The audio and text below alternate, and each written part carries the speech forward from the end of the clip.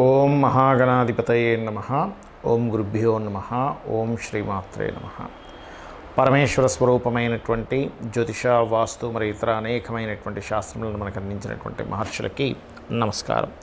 హయగ్రీవ హయగ్రీవ హయగ్రీవేతి యో వదేత్ తస్య నిస్సరతే వాణి జనుకన్యా ప్రవాహవత్. అరుణాం కరుణాతరంగితాక్షీం ధృతపాశాంకుశపుష్పబాణచాపాం అనిమాదిభిరావృతాం మయూకైః అహమిత్యేవ విభావయే భవానీం. శ్రీమాత్రే నమః.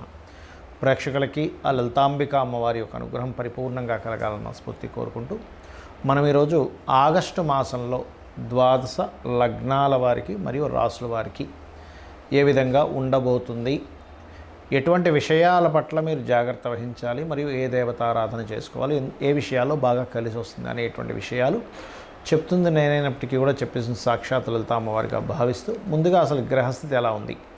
మనకి శని బుధుడు ఇద్దరు వక్రించి ఉన్నారు. ఈ యొక్క బుధుడు ఆగస్టు 11కి వక్రత్యాగం అయిపోతుంది, కానీ శని మాత్రం ఇంకో 4.5 నెలలు వక్రగతిలోనే ఉంటారు, 4 నెలల పాటు.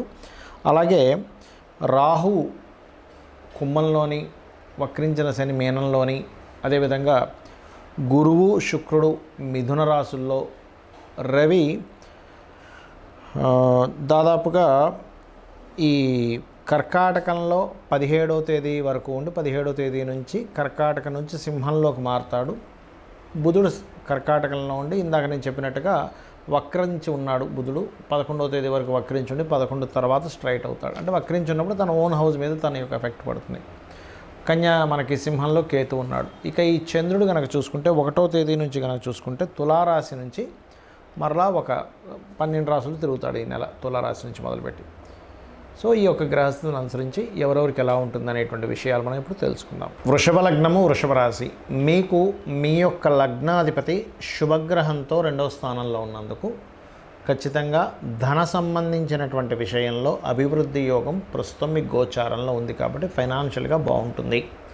ఇక రెండవ విషయం ఇక్కడ చూసుకున్నట్లయితే 4వ స్థానంలో కేతు ఉండి 4వ స్థానంలో 4వ అధిపతి వచ్చినందుకు కొంచెం తండ్రికి సంబంధించిన ప్రాపర్టీ కానీ, గవర్నమెంట్ మూలంగా కానీ, లేకపోతే ఏదైనా మీరు హెల్త్ రిలేటెడ్ సంబంధించిన ఏదైనా ఆఫీస్ కానీ, లేకపోతే హాస్పిటల్ కానీ, క్లినిక్ కానీ అలాంటివి ప్రారంభించడానికి అనుకూలంగా ఉంది.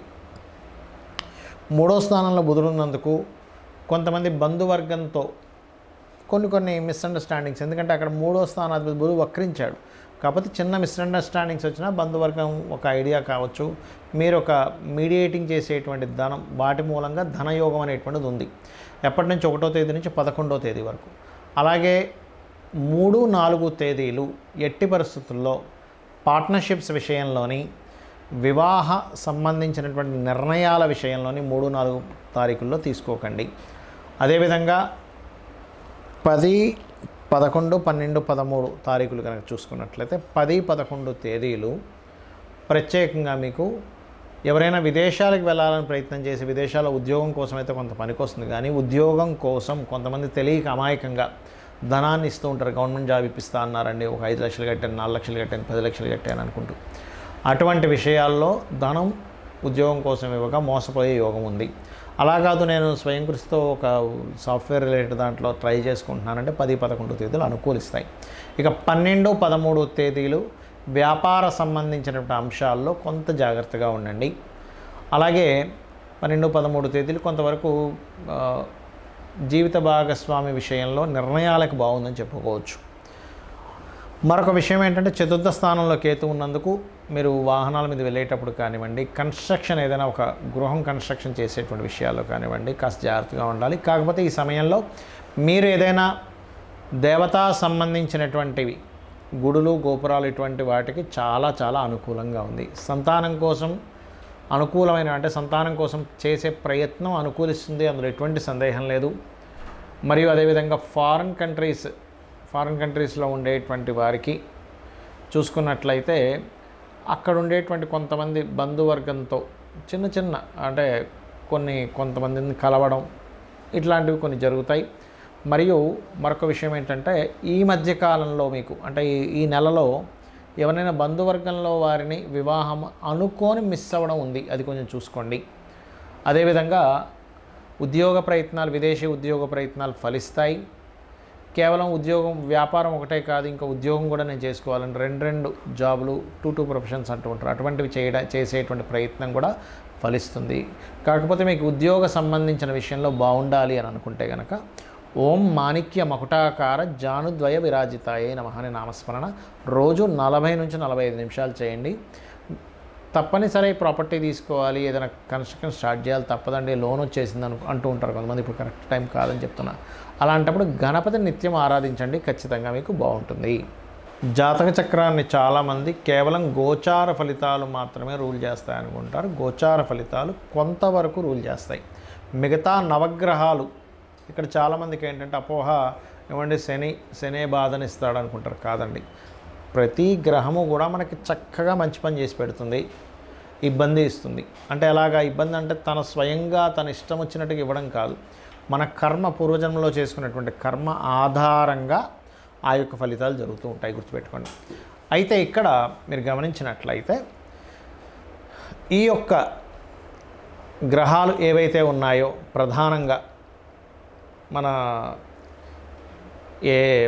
చూసుకోండి, మనకి నవగ్రహాలు రవి నుంచి కేతువు వరకు ఆ ఉన్న కండిషన్ బట్టి, అంటే ఉదాహరణకి మీరు లైఫ్లో ఎప్పుడు బాగా డిప్రెస్గా ఉంటున్నారు, ఎదగలేకపోతున్నారు అంటే మొట్టమొదటిగా మీ లగ్నాధిపతి ఎవరో గుర్తించండి.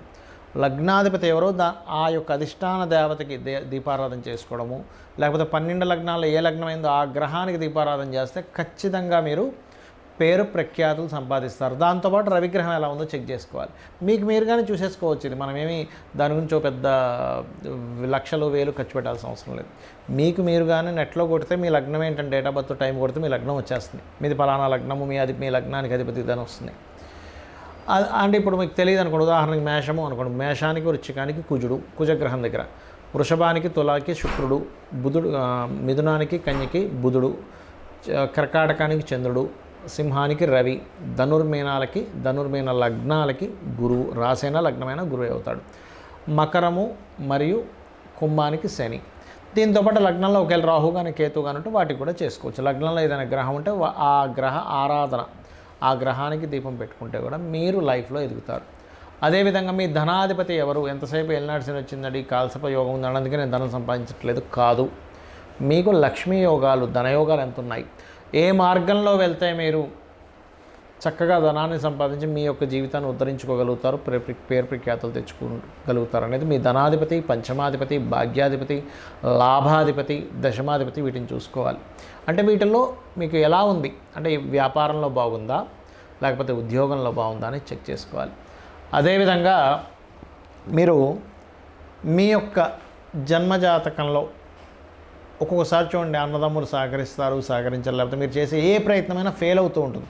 అప్పుడు 3వ అధిపతిని అసలు మీ జన్మజాతకంలో అసలు గృహయోగం ఉందా లేదో చెక్ చేసుకోవాలి. చాలామంది తెలియక గృహయోగం లేనటువంటి వారు బలవంతంగా ఏదో స్థలాన్ని తీసుకున్నప్పుడు వాళ్ళు డౌన్ఫాల్ అవుతూ ఉంటారు. అలా లేనప్పుడు మీ జీవిత భాగస్వామి లేదా మీ పిల్లల పేర్ల మీద కొనుక్కోవాలి. వెహికల్ కొనుక్కున్నా దాని ఎఫెక్ట్ చూపిస్తూ ఉంటుంది, గుర్తుపెట్టుకోండి. ఒక యోగం ఎప్పుడుంది, ఎప్పుడు తీసుకోవాలనేది ఒక ఎత్తు అయితే ఉంటే కనుక అందులో ఏ ఫేసింగ్ తీసుకోవాలి, ఫేసింగ్ ఈజ్ మోస్ట్ ఇంపార్టెంట్. ఇక్కడ 4 ఉండేటువంటి ఈస్ట్ వెస్ట్ నార్త్ సౌత్ 4 మంచివే, కానీ మీకు ఏది పనికి వస్తుంది ఈజ్ మోస్ట్ ఇంపార్టెంట్. అదేవిధంగా సంతాన అభివృద్ధికి ఏం చేయాలి, మీకు వివాహ సంబంధించిన సమయాలు ఎప్పుడు కరెక్ట్గా ఉన్నాయి, ఎప్పుడు సరైన సమయాలు కదా తెలుసుకొని వివాహం చేయాలి. ఊరికే పాయింట్లు కలిసాయి ముహూర్తాలు పెట్టేసుకుందాం ఇవి కాదండి, గుర్తుపెట్టుకోండి. అలాగే ఆకస్మిక సంఘటనలు మీ లైఫ్లో ఏమైనా ఉన్నాయా, మీ అష్టమాధిపతి చెప్తాడు. అష్టమాధిపతి ఎంత పాడైతే ఆకస్మిక సంఘటనలు ఎక్కువ జరుగుతుంటాయి వాళ్ళ లైఫ్లో. 9th లార్డ్ అంటే మీ యొక్క భాగ్యాధిపతిని బట్టి మీ తండ్రులు, గురువులు యొక్క సపోర్ట్, దైవానుగ్రహం 9వ స్థానంలో ఉంటుంది. వృత్తి 10వ స్థానం. ఎక్కడ వృత్తి చేయాలి, ఇక్కడ విదేశాల్లోనో వేరే రాష్ట్రంలోకి వెళ్తే సెట్ అవుతుంది అనేది మీ పర్సనల్ చార్ట్లో ఉంటుంది. అలాగే వ్యాపారం చేయాలా వద్దా, వ్యాపారాలు లాభాలు వస్తాయా లేవా, అసలు వ్యాపార యోగం ఉందా లేదా, మీ బుధుడు మీ లాభాధిపతి బట్టి. మీ ఇన్వెస్ట్మెంట్స్ ఏమిటి, మీరు విదేశాలకు వెళ్తారా వెళ్ళరా, తండ్రి యొక్క ఆస్తికి సంబంధించిన విషయాలన్నీ 12వ స్థానంలో ఉంటాయి. అయితే ఇక్కడ మీరు ఒకటే గుర్తుపెట్టుకోండి, మీ జన్మజాతకంలో ఏ మహాదశ ఏ అంతర్దశలు నడుస్తున్నాయి, తద్వారా మీకు ఏ ఫలితం వస్తుందో చూసుకొని, ఒకవేళ మంచి ఫలితం అయితే హ్యాపీగా ఉంటూ, ఒకవేళ ఏదైనా ఇబ్బందికరమైన ఫలితం వస్తున్నప్పుడు ఆ గ్రహానికి సంబంధించిన దానము, ఆ గ్రహానికి సంబంధించిన స్తోత్రము, ఆ గ్రహ అధిష్టాన దేవతకి చక్కగా ఇంట్లో నమస్కారం చేసుకోవడం, దీపం పెట్టుకోవడం చేసుకుంటే సరిపోతుంది. అంతకుమించి మీరేమీ కంగారు పడాల్సిన అవసరం లేదు, భయపడిపోవాల్సిన అవసరం లేదు. కాకపోతే మరీ తీవ్రంగా ఉంటాయి కొంతమందికి, వారి దగ్గర ధనం ఉంటుంది. అలాంటి వారు ఏ హోమమో ఇంట్లో చక్కగా సత్యనారాయణ వ్రతమో, చండీ హోమమో, లేకపోతే గణపతి తర్పణమో, మీకు సుదర్శన హోమం, మీ ఇష్టదేవత 4 డబ్బులు ఉన్నాయని నేను చేయించుకోగలను. కానీ ధనం లేకుండా ఏదో అమ్మో డబ్బులు పెడితేనే కానీ భగవంతుడు కనికరించడు, గ్రహం కనికరించదు అనుకోని మాత్రం ఎప్పుడూ అనుకోకండి దయచేసి. భక్తి ప్రధానము, అమ్మవారికైనా భక్తే ప్రధానం. మీరు 1,00,000 రూపాయలు ఖర్చు పెట్టి పూజ చేసినా భక్తిగా కూర్చోబడితే 1,00,000 కాదు కదా, 10 లక్షలు కాదు కదా, 10 కోట్లు ఖర్చు పెట్టి మీరు పూజ చేసిన అనుగ్రహం ఉండదు, దేవతా అనుగ్రహం. భక్తే ప్రధానం. భక్తి, శ్రద్ధ, దేవత ఉందనేటువంటి పూనికతో మీరు ఏదైనా చేయండి, మీ యొక్క తలరాతను మార్చేటువంటి శక్తి అమ్మవారికి ఉంటుంది. శ్రీమాత్రే నమః.